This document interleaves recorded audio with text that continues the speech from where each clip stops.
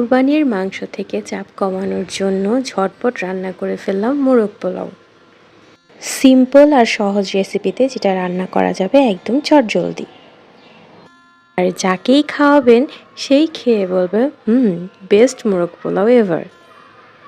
সেদিন মূলত মোরগ পোলাওটা করেছিলাম আমার হাজব্যান্ডের জন্য as a father's day gift.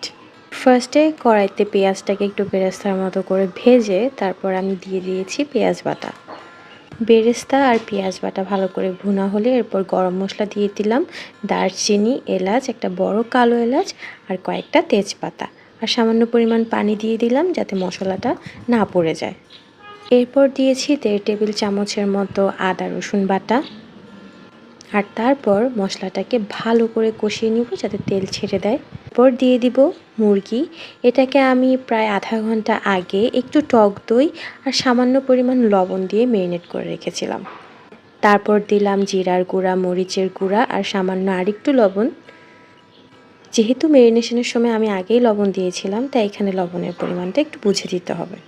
এরপর চিনি আর টমেটো কেচাপ দিয়ে কয়েকটা কাঁচামরিচ ছিটিয়ে দিয়ে এবার দিব বাদাম বাটা, যেটাকে আমি ব্লেন্ড করেছিলাম দুধ দিয়ে। আর হ্যাঁ, বাদাম বাটায় কিন্তু আমি ইউজ করেছিলাম অ্যালমন্ড আর কাজু বাদাম। চীনা বাদামটা আমি কয়েকবার ট্রাই করেছিলাম, বাট আমার কাছে তেমন ভালো লাগেনি ফ্লেভারটা। এরপর সামান্য তেল আর ঘি দিয়ে আমি এবার চালটা বসাবো। প্রথমে শাহি জিরাটা দিয়ে দিলাম আর দিলাম পেঁয়াজ।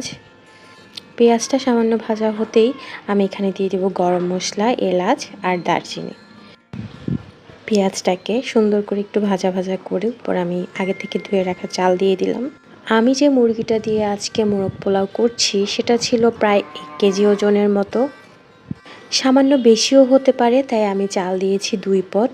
আর আমি অবশ্যই ওই 2 পট চালের পরিমাণে আমি 4 পট পরিমাণ পানি দিয়েছি। পানিটা গরম করে দিবেন যাতে তাড়াতাড়ি চালটা হয়ে যায় এবং সুন্দর মতো হয়।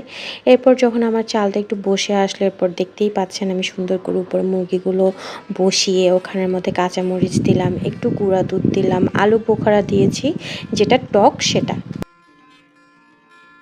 এরপর দিলাম কেওড়া জল আর বেরেস্তা। খাবারটা দেখতে এখনই অনেক ইয়ামি লাগছে।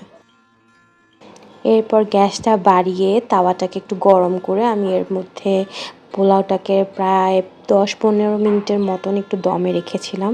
আর দমে রাখার পরে দেখুন কি সুন্দর ঝরঝরা হয়ে গেছে।